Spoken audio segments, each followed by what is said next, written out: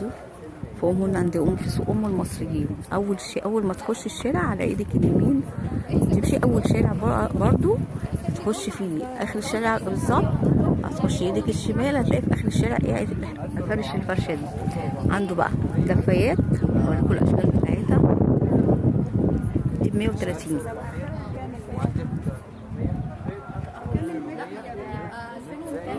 في حاجات تانية 130 جنيه. دول 14 1400 1400 جنيه 140 والباقي ب 130. مش بس الوحيد عشان اتقل 140 والباقي ب 130. بتعمل جواكت وبتعمل العروسه السرير طقم السرير